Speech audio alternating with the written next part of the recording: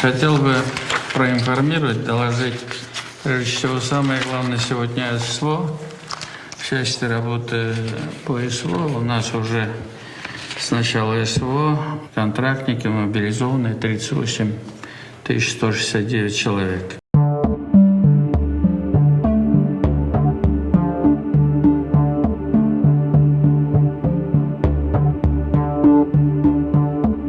$38 169 человек.